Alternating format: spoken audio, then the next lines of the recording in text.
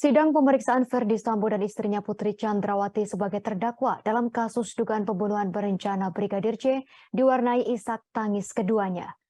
Seusai proses pemeriksaan keduanya sebagai terdakwa, maka persidangan akan dilanjutkan pembacaan tuntutan dari jaksa penuntut umum. Pembacaan tuntutan itu juga dinantikan masyarakat terkait berapa lama JPU akan menuntut hukuman kepada Verdi Sambo serta Putri Chandrawati. Tak hanya mereka, bahkan 3 terdakwa lainnya yakni Richard Eliezer atau Baradae, Riki Rizal Wibowo atau Bribka RR, dan Kuat Maruf.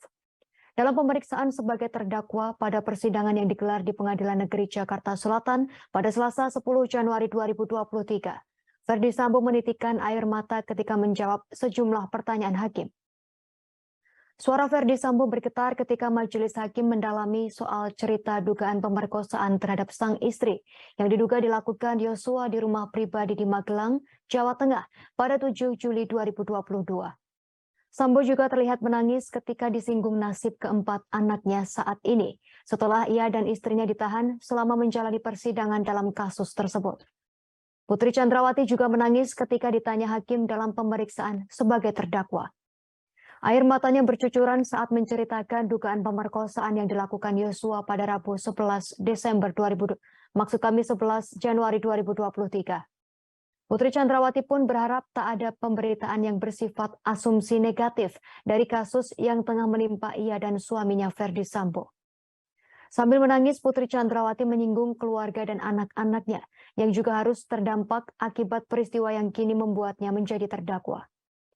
Ahli hukum pidana dari Universitas Indonesia Eva Ahyani Zulfa menilai air mata Verdi Sambo dan Putri saat sidang. Ia menyatakan hakim dan JPU akan berpegang kepada fakta persidangan yang terungkap dalam menyusun tuntutan dan putusan atau vonis.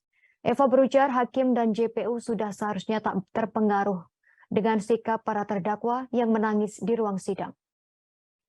Ahli hukum pidana dari Universitas Trisakti Abdul Fikar Hajar juga berpendapat sama seperti Eva.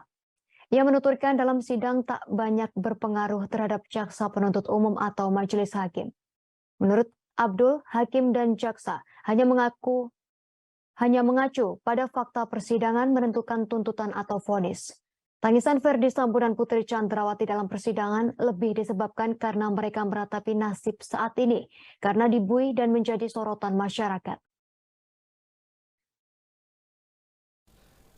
Saya bersalah yang mulia karena emosi saya yang menutup logika.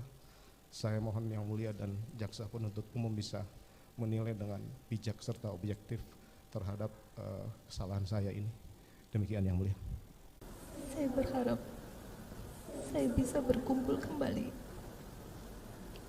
dengan anak-anak saya. Saya juga minta maaf kepada anak-anak saya karena tidak bisa mendampingi momen-momen indah beberapa saat ini karena saya masih di rutan.